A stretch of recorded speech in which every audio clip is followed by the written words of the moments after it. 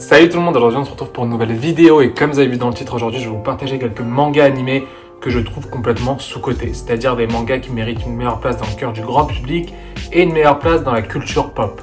Bien évidemment, il y a des centaines de mangas qui sont sous-cotés, mais pour cette vidéo j'ai décidé d'en choisir 3-4 pour pas faire une vidéo de 30 minutes que vous n'allez pas regarder. Du coup, je vais vous présenter ces mangas avec un petit résumé, bien évidemment, sans spoiler, parce que le but c'est de vous donner envie d'aller le voir et pas de vous gâcher en vous racontant toute l'histoire. Allez, c'est parti, on commence.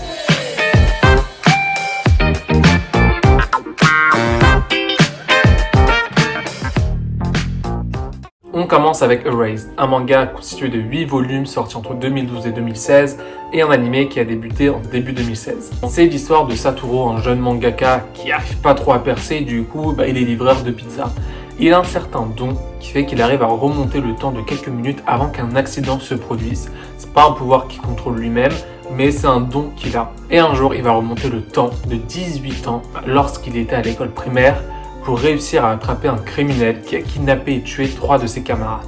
Si vous aimez les thrillers psychologiques, vous allez adorer ce manga.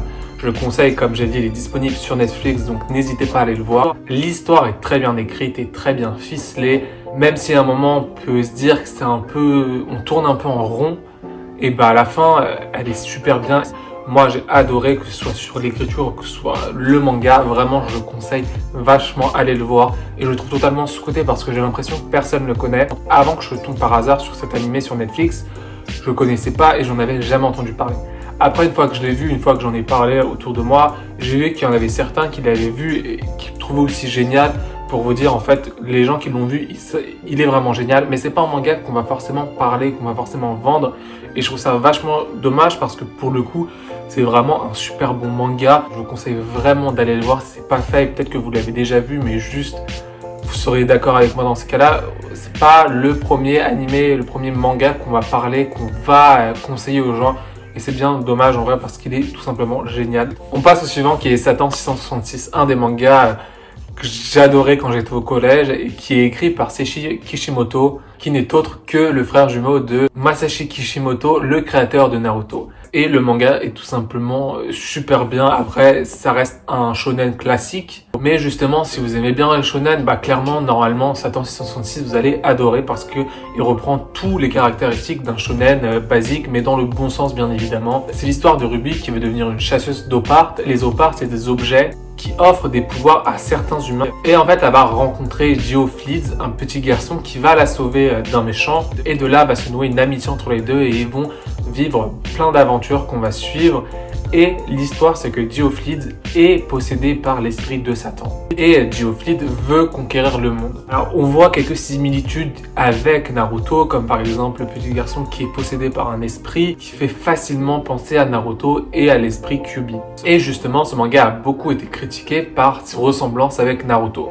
Sauf que bien évidemment, ça s'explique par le fait que ce soit deux frères jumeaux et qu'ils ont logiquement grandi avec les mêmes influences et ça va se ressentir. Mais il faut savoir aussi que certaines choses sont apparues avant dans Satan 666. Par exemple, le feu Amaterasu dans Naruto, il y avait le même feu, un noir qui ne pouvait pas s'éteindre dans Satan 666.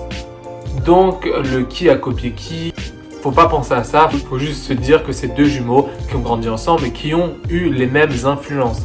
Ce manga est constitué de 19 tomes et il n'y a aucun animé dessus. Il n'a pas eu trop de succès et je trouve ça vraiment dommage. N'hésitez pas à le trouver en scan sur internet. En tout cas, je vous le conseille vachement si vous aimez bien les shonen. Le prochain, ça va être un shoujo. Évidemment, on ne va pas rester que dans le même type de manga. C'est Nana, un shoujo sorti en 2000 par la créatrice Ai Yazawa. Puis, elle a fait une pause en 2009 parce qu'elle était malade. Elle a arrêté le manga. Et depuis, on attend toujours la suite.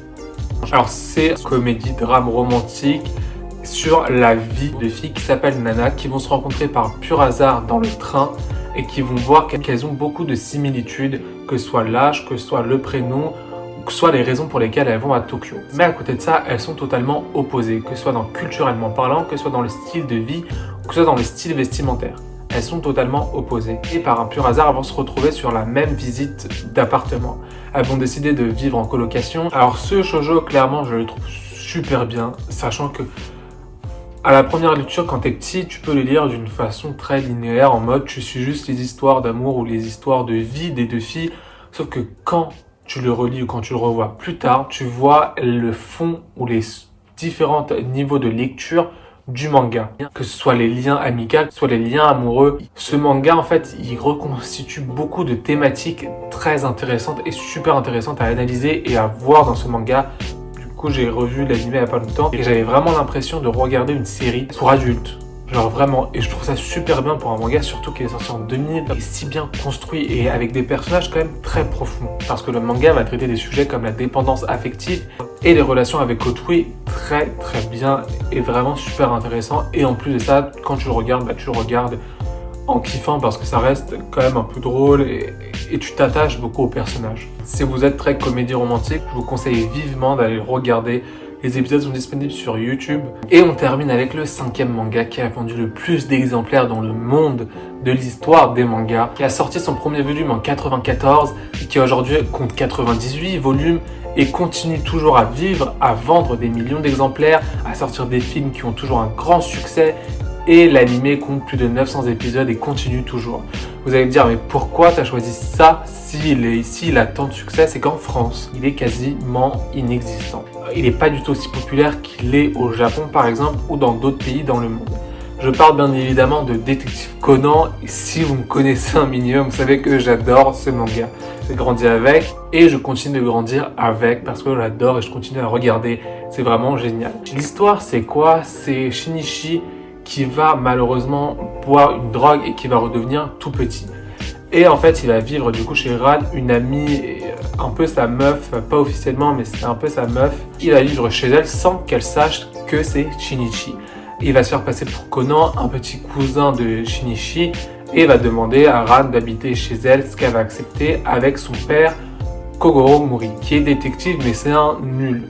C'est là que Conan va intervenir et en fait va résoudre toute une affaire. Et grâce à un somnifère, il va endormir Kogoro Mori et il va dire tout ce qui s'est passé en imitant sa voix. Tout le monde va croire que c'est Kogoro Mori qui résout une affaire, mais en fait c'est Conan. Là, ça a l'air tellement complexe quand je raconte, mais c'est super bien et super simple quand tu regardes l'anime. Donc je vous conseille vachement d'aller le regarder.